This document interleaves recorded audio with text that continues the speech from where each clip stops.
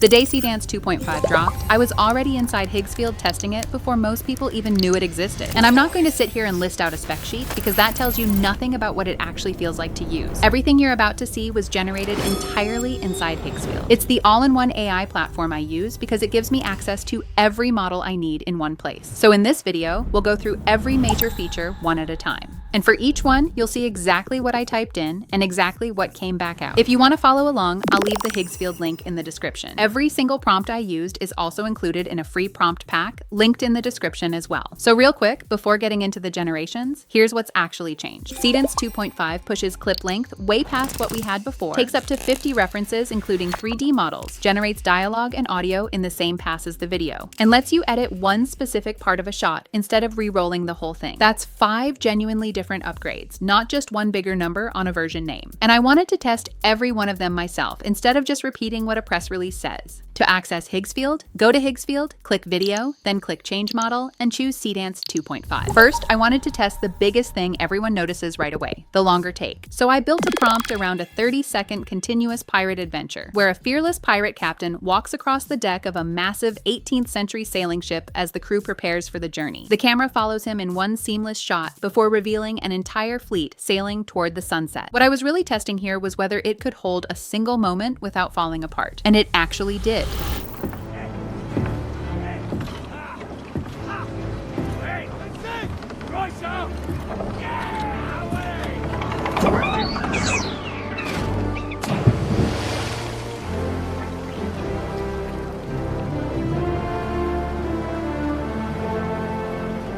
The result was exactly what I expected. The camera kept moving smoothly, the emotion stayed consistent, and the whole shot felt much closer to a real, directed scene than just another short AI clip. This is the part I was most excited to test, because now I could feed it up to 50 references at once, including images, clips, audio, and even 3D models. And the first thing I wanted to do was give it a proper visual base. So I started with a full character sheet for Luna, showing her face, hairstyle, outfit, and overall design from different angles. Then I added an expression sheet because I didn't just want the model to know what she looks like. I wanted it to understand how she reacts too, whether she's curious, surprised, worried, or amazed. After that, I used action sheets so it could learn how Luna moves, walks, runs, and behaves inside the scene, instead of just standing there like a static reference. I also included reference images for the magical compass and the environment, so the model had everything it needed to build a consistent world around her. I uploaded all the reference images, and then I used the prompt to turn all of that into a connected sequence, where Luna walks through the forest, notices the compass glowing,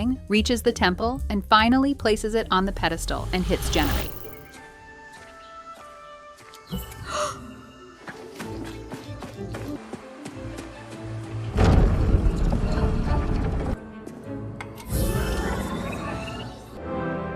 And the result was really strong because all those references actually helped keep the character, the expressions, the movement, and the prop consistency locked across the whole sequence. For this one, I wanted to test whether Seedance 2.5 could actually handle dialogue in a proper cinematic scene, instead of just generating something that looks good silently. So for the first test, I used a Japanese interrogation scene, where the detective and the Yakuza boss both had to speak naturally in Japanese, with their lines built right into the prompt. What I was checking here was whether the model could keep the lip sync, facial expression, and the whole mood of the scene working together, instead of making the audio feel pasted on afterward.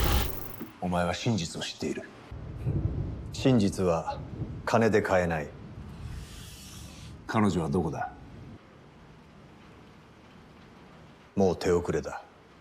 And the result was actually pretty strong. The voices sat naturally inside the scene, the mouth movement matched the dialogue well, and the tension between the two characters came through in a way that felt much more like a real film moment than a simple AI render. Then I went in for a second test and did the same kind of interrogation scene again, but this time in Spanish. I wanted to see if it could switch languages cleanly while still keeping the same serious tone. And this version also held up really well.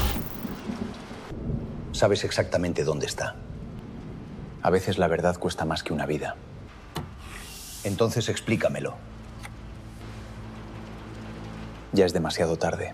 The result here was just as convincing. The lip sync stayed locked, the dialogue still felt like part of the performance, and the overall scene mood remained intact even after changing the language completely. That's what makes this feature interesting, because it's not just generating dialogue, it's keeping the whole moment together across different languages. For this one, I wanted to test the feature that actually saves you from generating an entire shot when only one thing is wrong. So I started with a knight in silver armor riding through a bright summer valley, because that kind of scene makes it easy to see if the camera move, the character, and the environment all stay locked together. Then I took that same shot and changed just the weather and the environment, turning the whole thing into a winter snowstorm. What I was checking here was whether it could keep the knight, the horse, the armor, the cape, and the framing exactly the same while only swapping out the background and the atmosphere. And the result was exactly why this feature mattered.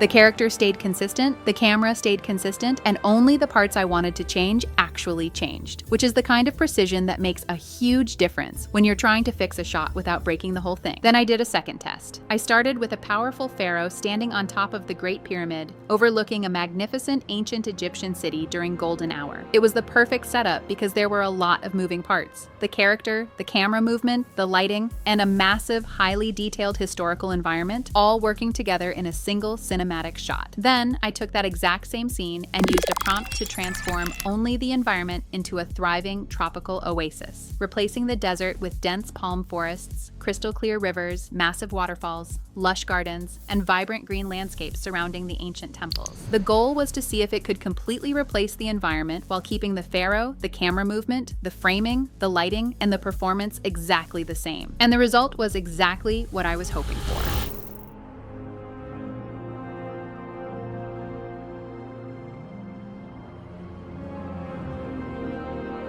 The pharaoh remained completely consistent, the camera never changed, and the only thing that transformed was the environment itself. That's the kind of precision you need when you want to make dramatic visual changes without having to regenerate the entire shot from scratch. So that's Seedance 2.5 on Higgsfield, and I think this is one of the first times where the filmmaking workflow actually starts feeling a lot more direct. I went through the longer takes, the reference control, the dialogue, and the shot fixing, and every one of them changes how you can actually build scenes. Everything I used is in the free prompt pack in the description. And I'll also leave the link to Higgsfield there if you want to try it yourself.